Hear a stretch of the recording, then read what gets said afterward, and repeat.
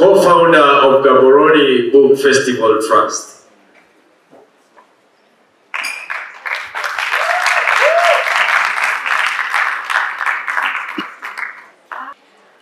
So this is my story, and the story of Gaborone Book Festival Trust. I was raised up by a dad who was a newspaper buyer, newspaper reader, and a newspaper hoarder. So I grew up in a house that was surrounded by newspapers and surrounded by books. So when I think about where did I get my love for reading and for books, I think I can trace it back to newspapers and my love for books, for history, and for current affairs. So I started being a reader at 13, that is reading for pleasure. And I've kept, and even up to now, I love reading for pleasure. Fast forward to about 2016, and I'm invited to this mentorship program where I'm speaking to college students about reading. And I'm sitting next to a lady who is also a reader, Botswana, based in South Africa. And she starts asking me about, if you love books, why are you not doing anything about books? So I ask her, like, what can I do about that? It's like, book festivals?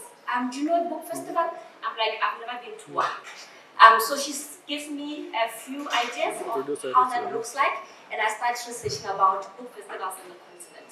So I see Ake, I see Abantu, I see the numerous ones that are run by mostly white in South Africa. And I decide and I talk to my co-founders and we say, can we do this for us in Botswana, in Gaborone? Because at the time there was no book festival. Even up to now, Gaborone Book Festival is the only book festival in Botswana. So we decide in late 2017 that we're going to do a book festival. Obviously nobody knows us. We don't know anybody. And my co-founders and I have to raise about $10,000 US. And at the time, I think I had this insurance. You know, when you start working and then people say, get insurance, get a savings, and I had about $5,000 US. And then they also registered about another $5,000 US. And that's how the first Gaborone Book Festival in 2018 was held. One of the most important decisions that we made about that was is going to platform Botswana authors, because nobody knew or knows about Botswana authors. When you go into Google right now and you Google Botswana authors, the first person that comes there is Bessie Head, is the great Bessie Head. And Bessie Head has been dead for about 37 years now, but she still comes on Google. So we also just had a very important job to make, and we had to elevate and celebrate and highlight the work that's been done by Botswana authors. Secondly, we made a decision that our book festival will focus on African authors, because if our authors are unknown in Botswana, then obviously they are not really known in the African continent.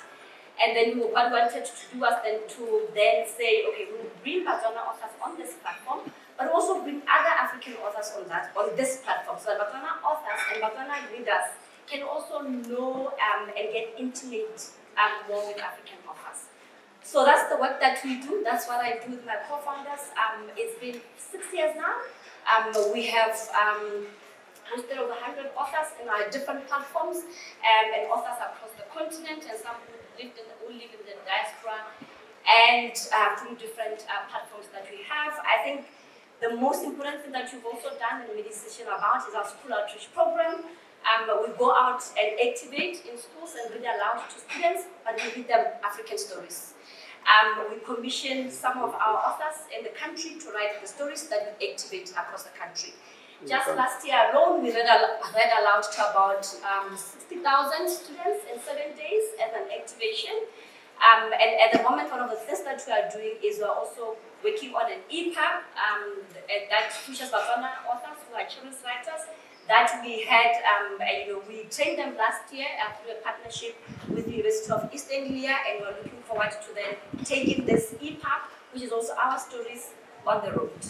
So that's my story. That's the story of Gaborone.